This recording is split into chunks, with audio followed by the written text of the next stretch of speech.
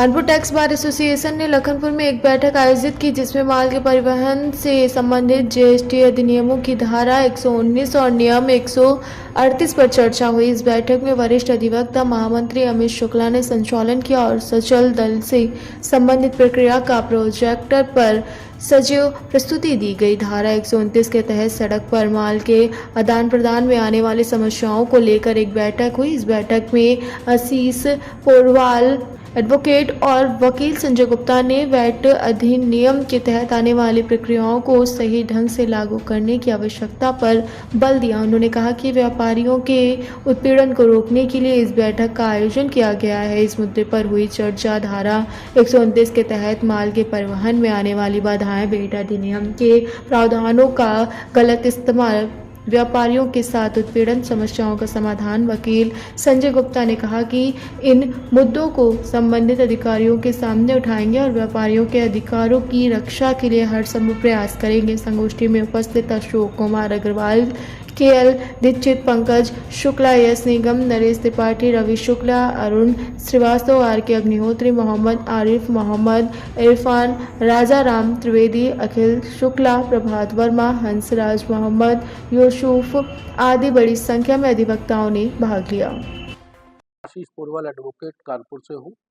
आज की गोष्ठी मुख्य तौर से व्यापारियों द्वारा जो माल परिवहन किया जाता है उस समय उनके साथ माल के साथ अगर माल का मूल्य 50,000 से ऊपर होता है तो बिल टैक्स इनवाइस के साथ साथ नियम 138 के अंतर्गत ई-वे बिल भी अटैच करना पड़ता है।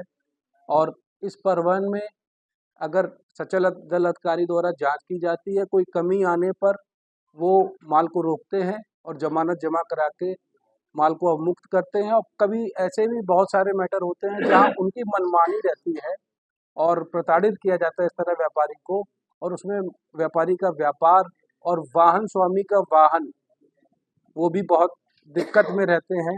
उनका माल भी रुका रहता है और ट्रक भी उनका रुक जाता है। इस तरह से इसमें वर्तमान में काफ़ी प्रताड़ना है व्यापारियों के लिए। मैं अमित शुक्ला, महामंत्री टैक्स बार एसोसिएशन कानपुर।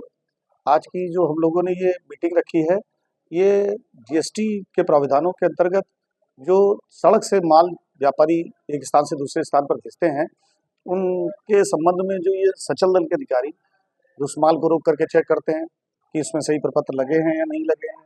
अगर उनके प्रपत्रों में कोई गलत गतिविधि पाई जाती है तो उसको गाड़ी को रोक करके अपना उस पर जमानत जमा करा करके उसको मुक्त कर सकते हैं, उस पर पेनाल्टी लगा सकते हैं। इस प्रकार से ये जो कार्य होता है। क्या मांगे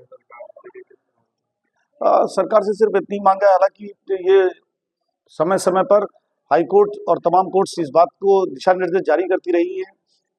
सरकार ने भी इस बारे में तमाम प्रपत्र जारी किए हैं कि अगर व्यापारी से कोई भी छोटी मोटी गलती हुई है तो गाड़ी ना रोकी जाए, उसके प्रपत्र को चेक करके उसको वार्निंग दे करके छोड़ दी जाए।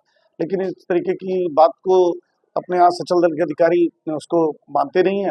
और सरकार से हमारी सिर्फ इतनी मांग है, सरकार व्यापारियों के इस छोटी मोटी गलतियों के लेकर के अधिकारियों को दिशा निर्देश जारी करे कि वो गाड़ियों को ना रोकें। हाँ, जब अगर कोई मंशा है, मंशा का साथ काम किया जा रहा है कि नहीं, टैक्स को चोरी करने की मंशा के साथ काम किया जा रहा है, तो उसको जरूर पकड़ें, तो उसको जरूर प्रताड़ित दंडित करें। धन्यवाद।